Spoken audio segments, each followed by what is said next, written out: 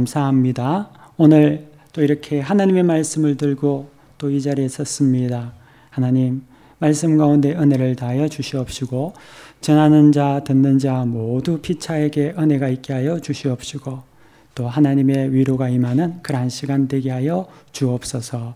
모든 것을 주께 의탁하며 예수 그리스도 이름으로 기도 올려드립니다. 아멘.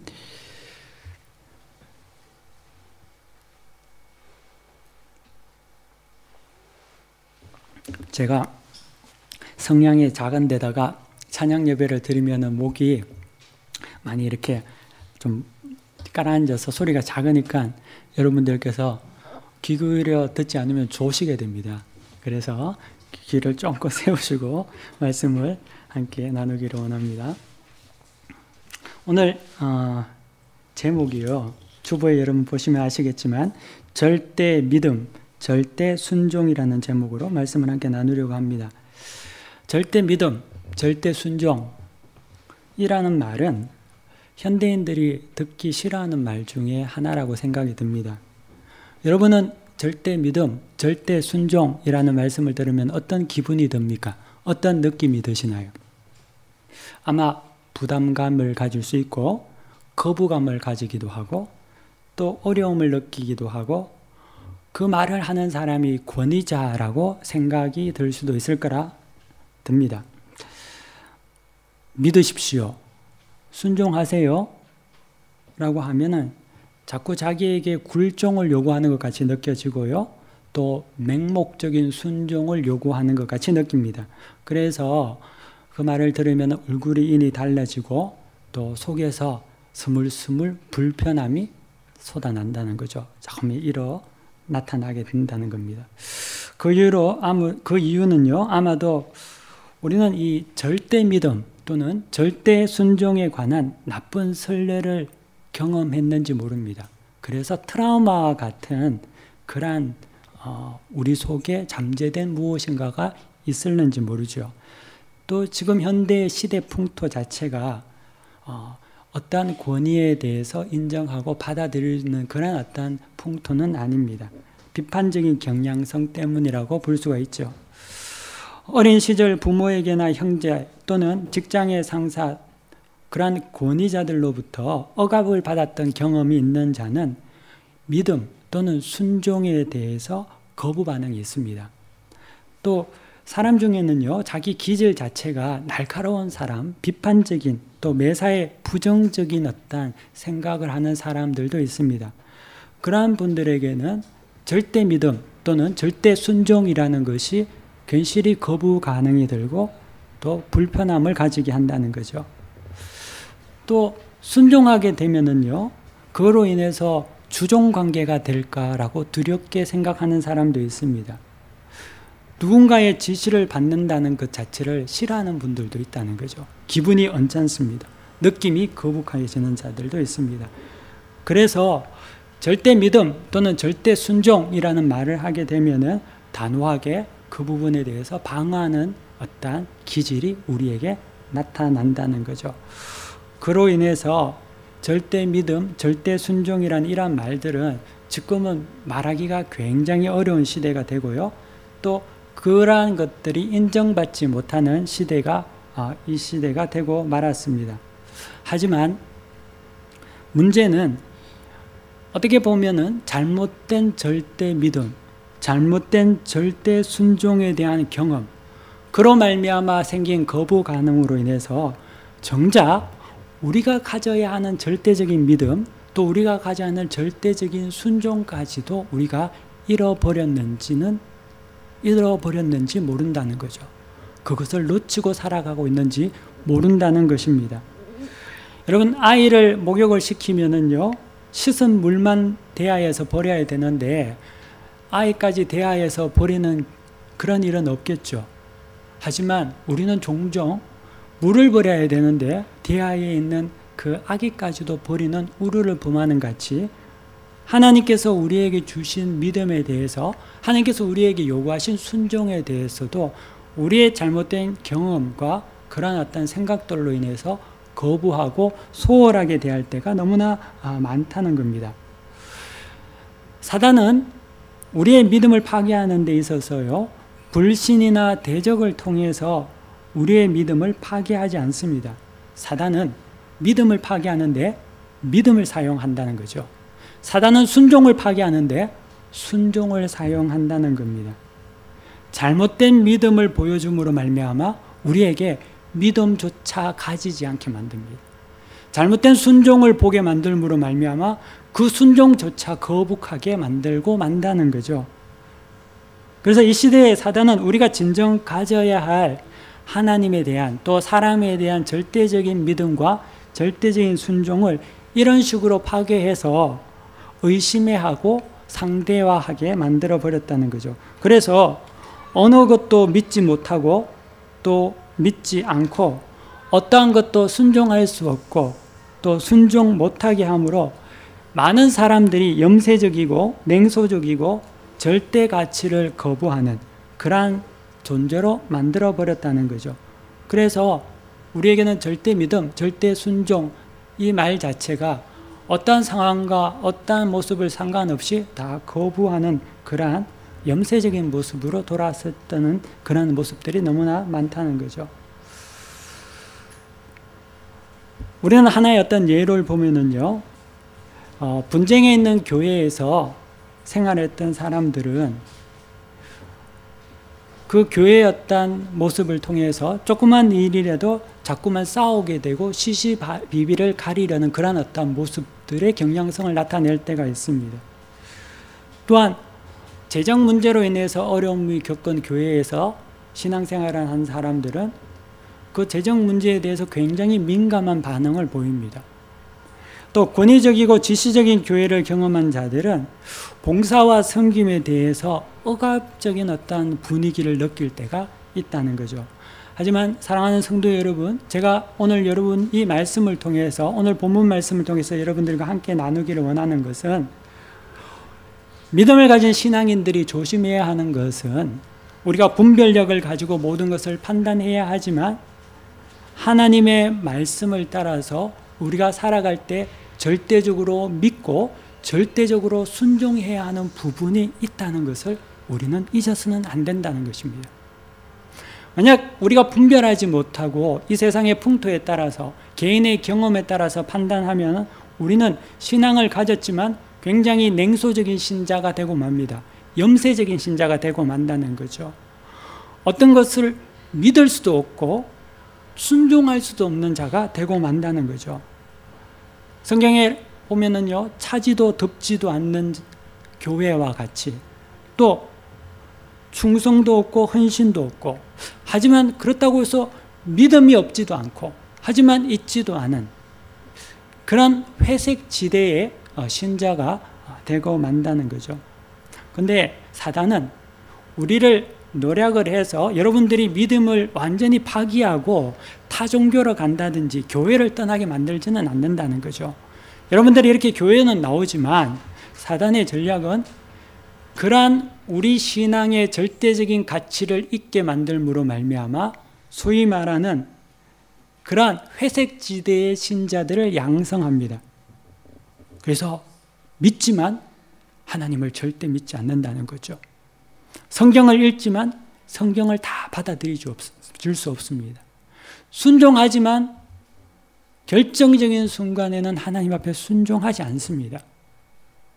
그럼에도 불구하고 믿고 순종하고 하나님을 사랑한다고 착각하게 만드는 것, 이것이 우리가 분별하고 깨어 있어야 하는 우리의 자세라는 거죠.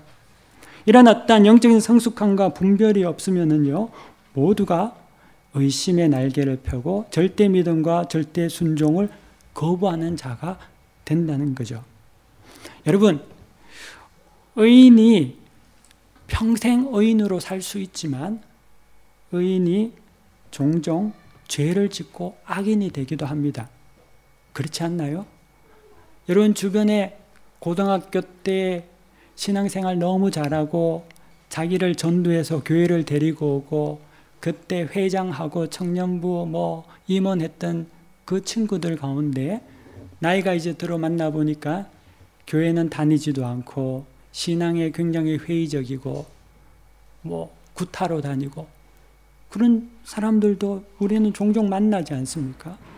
의인이 어떨 때는 하나님을 버리고 죄의 길로 빠지기도 한다는 거죠.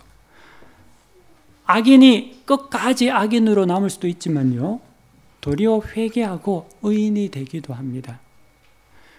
제가 아는 어떤 형님은 고등학교 때 사고 뭉치고 깡패질하고, 저도 그 형이 칼에, 소위 말하는 도르코 면도칼에 울굴이 찔려서 피가 철철 나는 모습도 봤는데, 한 20, 30년 지나서 만났더니만 목사보다 더 훌륭한 신자가 되어 있는 거예요.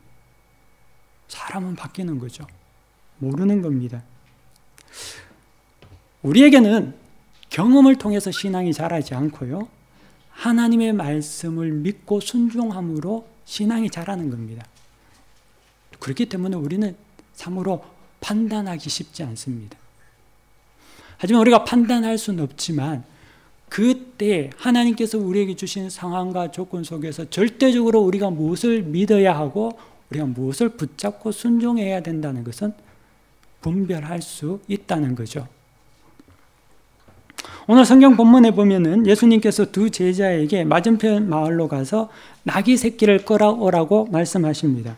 근데 그 나귀는 아무도 타보지 않았던 그러한 나귀입니다. 주님께서는 제자들에게 누가 왜 그런 일을 하느냐 물으면 그냥 주가 쓰시겠다 하라 라고 하십니다. 남의 나귀 새끼를 주인의 허락도 없이 그냥 내가 쓰겠다 라고 말만 전해주고 가지고 오라고 한다는 거죠. 빌려서 오라는 것도 아니고 주인에게 양해를 구해서 오라는 것도 아닙니다. 그냥 메어있는 나귀 새끼를 풀어가지고 오라는 거죠. 근데 만약에 제자 둘이 가서 풀어오다가 그 주인이나 다른 사람들이 도둑인 줄 알고 그 사람에게 뭐 잡든지 뭔가 오해를 받을 수 있는 그런 어떤 소지가 없지 않아 있을 수 있지 않겠습니까?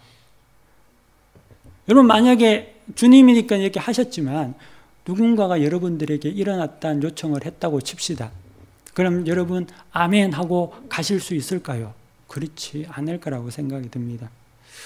제가 만약에 그런 어떤 말을 누군가에게 했다면은 그분은 아마 저한테 이렇게 말할 수도 있죠. 혹시 약속하셨어요? 다 이야기해 놓으셨습니까? 제가 정확하게 그게 어디죠? 이렇게 물을 수 있을 거 아닙니까?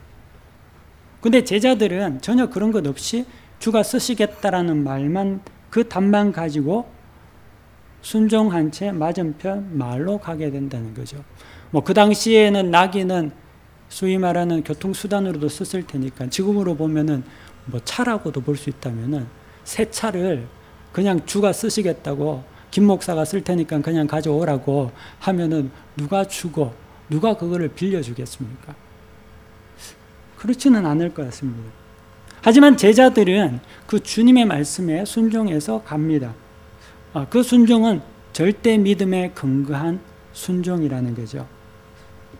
믿음은 내 생각에 근거한 상대적인 경험적 믿음이 아니라 진리이신 예수에 관한 절대 믿음을 가지고 있을 때 그 순종을 가능케 한다는 거죠. 우리에게 순종이 어설픈 것은 사실 절대 믿음이 없기 때문에 그렇다는 거죠. 좀 믿을만 했는데 내가 보니까 또 아닌 것 같아서 아이고 아닌갑다 이렇게 한다는 거죠. 하지만 또 웃긴 것은, 재미있는 것은 우리는 세상의 헛된 것에 대해서는 절대 믿음을 가지고 있습니다.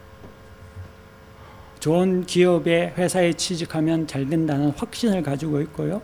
좋은 대학에 들어가면 잘 될 거라는, 뭔가 이룰 거라는 절대적인 믿음을 가지고 있습니다. 근데 사실 그렇지 않단 말이죠. 그럼에도 그런 부분에서는 절대 믿음을 가지고 있지만 예수 그리스도의 복음에 대해서는 절대 믿음을 가지지 않는다는 데 있습니다. 세상의 상사와 권위자에 대해서는 절대적으로 순종하지만 생명의 말씀이신 하나님의 말씀의 성경에 대해서는 너무나 소홀하지 않나. 우리는 이 제자들의 모습을 통해서 우리 자신을 한번 돌이켜 볼 수가 있다는 거죠. 물론 그 제자뿐만 아니라 나귀의 주인도 마찬가지였죠. 그도 절대적인 어떤 순종을 통해서 자기의 나귀 새끼를 주님께 드립니다. 이렇듯 절대적인 믿음과 절대 순종은 항상 비례적으로 움직인다는 거죠. 사단의 권세를 박살내는 것, 이것이 무엇이냐? 사단의 모든 우리의 미혹을 끊어버리는 것은 사실 이 절대 믿음과 절대 순종에 근거한 십자가밖에 없습니다. 십자가가 무엇입니까? 십자가는 하나님에 대한 절대 믿음, 절대 순종이었거든요. 예수님의 절대 믿음과 절대 순종 속에 사단의 머리가 박살난 것 아닙니까? 사단의 권세가 무너진 것이 아닙니까? 근데 우리는 하나님께서 우리에게 그 믿음과 순종을 통해서 우리에게 놀라운 은혜를 부어주시기를 원하지만 우리가 그 하나님의 말씀에 대한 믿음이 약하고 하나님의 말씀에 순종이 약하다는 겁니다. 우리는 두려움이 앞선다는 거죠. 이 믿음대로 살면은 실패하지 않을까? 하나님의 말씀을 따라서 순종하면은 뭔가 어긋나지 아니할까라는 유혹과 미혹에 우리는 인해 돌아서 버리고 만다는 것입니다. 하지만 이곳에 있는 사랑하는 믿음의 성도 여러분, 우리에게 다시금 하나님에 대한 믿음이 회복되고 하나님의 말씀에 대한 순종이 여러분들 이루어지기를 원합니다. 그것은 제가 여러분들에게 꼬치꼬치 하나하나 다 리스트를 해서 이야기하지 않아도 성령께서는 분명히 여러분 심령 속에 여러분이 무엇을 하나님 앞에 믿지 못하고 있는지, 여러분이 무엇을 순종하지 못하고 있는지를 깨닫게 해주신다는 거죠. 우리는 그것을 회복해야 합니다. 동정녀 마리아의 절대적인 믿음과 순종은 예수 그리스도께서 이 땅에 오시게 하는 메시아가 이 땅에 오는 성모의 몸을 입게 했습니다. 사도 바울의 절대 믿음과 순종은 세계 선교를 이루는 그러한 복음 전파의 모판이 되었다는 거죠. 이 예를 통해서 우리가 알 수 있는 것은 무엇이냐면 절대 믿음과 순종 속에 하나님의 은혜와 하나님의 약속이 있다는 거죠. 우리가 그것을 소유해야 한다는 겁니다.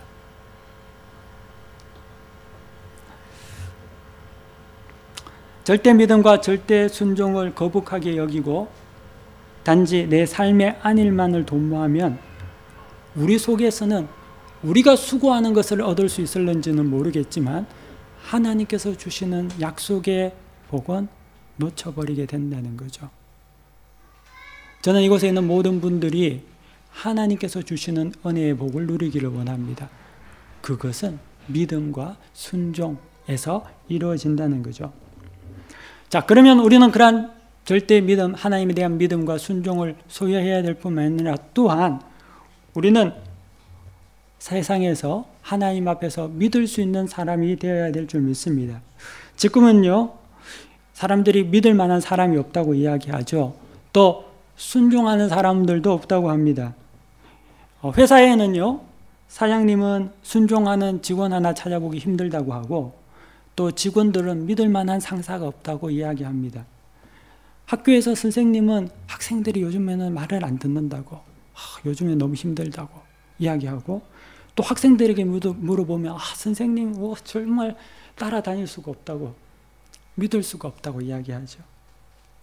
또 목사는요, 요즘 교회 힘들다고, 성도들 정말 힘들다고 이렇게 이야기하고 또 성도는 요즘 목회자들이 너무 많이 타락했다고, 믿을 수가 없다고 그렇게 이야기하죠. 믿을 수 있는 자, 순종할 수 있는 자, 사실 이 시대에 굉장히 필요한 사람들인 줄 믿습니다.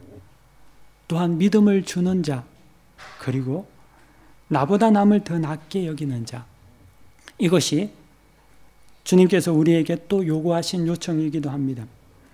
한 개인이 누군가에게 믿음을 준다는 것, 여러분 그거 쉽지 않습니다. 여러분 결혼하신 분들도 있죠. 부부 생활 하시죠. 남편 믿을 수 있습니까? 아내 믿을 수 있습니까? 믿으려고 노력하시죠.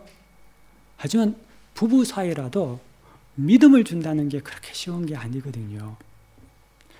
이 믿음을 줄 수 있다는 것은 영적으로, 인격적으로, 윤리적으로 성숙하지 않으면 불가능한 일이라는 거죠. 그리고 믿음을 주는 것은 절대 단기간에 되는 것이 아닙니다. 믿음은요, 오랜 시간 이루어지는 그런 하나님의 보화와 같은 그라는 거죠. 여러분 김치 담아봤죠? 김치 담을 때 겉절이는 그날은 금방 해서 먹으면 맛있지만 하루만 지나면 비린내가 나서 별로 먹기 그렇잖아요. 하지만 김장을 하고 묵은지가 되면 그 묵은지는 오래오래 놔둬도 그 맛이 거욱해서 어디에 넣어도 맛이 있고 아주 일품 요리가 되는 것 아닙니까? 우리 또한 어떠한 순간의 만족을 주는 자가 아니라 진정한 은혜를 끼치는 자가 되어야 합니다. 사람은 인생에서 수많은 사람들과 관계를 맺습니다. 근데 그 관계는 항상 행복한 것만은 아닌 것 같습니다. 항상 좋은 만남만은 되지 않는다는 거죠. 어떨 때는요, 그 만남을 통해 가지고 오해가 생기기도 하고 무시를 당하기도 하고 편견과 무례를 당하기도 합니다. 만남 때문에 배신을 겪는 경우도 있습니다. 그리고 또 그 관계를 회복해 보겠다고 잘 해보려고 이렇게 하면요, 더 일이 꼬이기도 하고 본의 아니게 오해가 생기기도 하고 예상 밖의 일들이 막 나타난다는 거죠. 순간순간 부딪히는 모든 일에 탁구공같이 반응하고 옳고 그름의 시시비비를 가리고 그것이 내가 살아가는 최선의 방법이라고 생각하는지 모르지만 사실 그렇게 살아가는 자는 무시는 당하지 않을지 몰라도 누군가에게 진정 신뢰받는 사람은 되지 못한다는 것입니다. 오래 참고 순종하면 그 가운데 믿음의 방주가 자라나게 된다는 거죠. 우리가 살아가는 사회에서 가장 필요한 자는 이러한 절대 믿음을 가진 자, 또 믿음을 줄 수 있는 자, 절대 순종을 가진 자, 또 누군가에게 순종할 수 있는 나보다 남을 더 낮게 여기는 자, 그러한 자들이 그리스도인들이 되어야 되지 않을까요? 그리스도인들은 조금만 무슨 일이 생기면 피켓 들고 나가서 싸우고 조금만 무슨 일이라면 더 말 잘하고 말로 이길 수도 없는 성도들, 그리스도인들 세상이 그렇게 좋아하지 않는다는 거죠.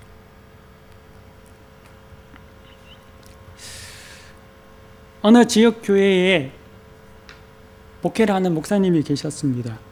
근데 하루는 그 교회에 이상한 소문이 들었습니다. 그 소문의 내용이 무엇이냐면 그 목사가 어느 여집사하고 눈이 맞아서 그 여집사에게 임신을 시켰다는 그런 소문이 난 거죠.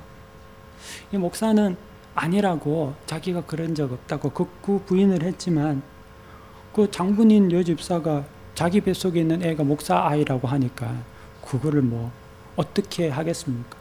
이 일로 인해서 그 교회는 풍비박산이 났습니다. 그리고 목사의 가정은 만신창이가 되고 교인들의 모든 멸시와 모욕을 한 몸에 받고 쫓겨나듯이 도망치듯이 교회를 떠나야만 했습니다.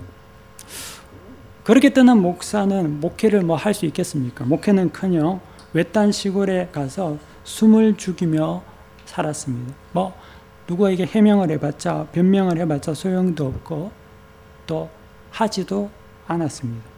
그렇게 시간이 흘러서 십수년이라는 시간이 지났던 거죠. 근데 그렇게 오랜 시간이 지나고 난 이후에 어느 날 진실이 밝혀졌습니다. 당시 유부녀였던 그 여집사가 남편 몰래 외도를 했는데 이게 들킬까 봐 두려워서 거짓말을 둘러댄 거죠. 뭐 시간이 지났으니까 그 목사 인생을 누가 보상해 줄 수 있겠습니까? 뭐 명예를 회복해 줄 수도 없고 뭐 소송을 들 것도 아니고. 하지만 그 목사는 모든 것을 다 잃고 얻은 것이 하나도 없는 그런 어떤 자가 되고 말았습니다. 그런데요, 다 잃었다고 생각했는데 그 일로 인해서 한 가지 변화가 생겼습니다. 왜냐하면은 그 목사가 있었던 그 목회자가 그 일로 인해서 목회자에 대한, 교회에 대한 너무 평가가 나빠진 겁니다. 절대 아무도 믿지도 않고 전도도 안 되고 사람들이 예수 믿는다고 하면 비웃고 이렇게 됐는데 십수년이 지나서 진실이 밝혀지고 그 목사가 아무 소리하지 않고 인내하며 그것을 감추고 나중에 그 일이 밝혀졌을 때 사람들이 그 목사를 진실로 믿을 수 있는 믿음의 대상, 신뢰의 대상으로 그로 말미암아 하나님의 영광을 나타내는 자가 되었다는 거죠. 그 지역 모든 마을과 주변의 사람들이 그 일로 인해서 역시 믿는 자들은 뭔가 달랐구나. 믿음이 중요하다는 것을, 그리고 예수를 믿는 믿음에 대한 사람을 다시금 새로운 시각으로 보게 되고 부흥의 역사가 일어났다는 것입니다. 사랑하는 믿음의 성도 여러분, 저는 오늘 성경 본문 마가복음 11장 말씀을 가지고 어떻게 보면 정말 지나쳐 버릴 수 있는 간단한 말씀이죠. 예수님이 제자에게 명했을 때 제자들이 순종해서 그것을 나귀를 가지고 온 것, 주인이 그것을 준 것, 어떻게 보면 간단한 말씀이지만 그 말씀 속에 하나님께서 우리에게 주시는 말씀이 있는 줄 믿습니다. 그것은 우리가 정말 예수 그리스도를 절대적으로 믿고 살아가는지, 그리고 주님의 말씀을 절대적으로 신뢰하며 순종할 수 있는지, 또한 우리 또한 그러한 믿음의 사람으로서 이 땅을 살아갈 수 있는지, 비록 고난이 오고 오해가 생기고 어려움이 있다 하더라도 믿음으로 말미암아 승리할 수 있는지를 오늘 말씀을 통해서 여러분들이 다시금 한번 생각하고 마음에 새기고 또 우리 자신이 그렇게 성장하는, 성숙하는 모두가 되시기를 간절히 축원합니다. 기도하겠습니다.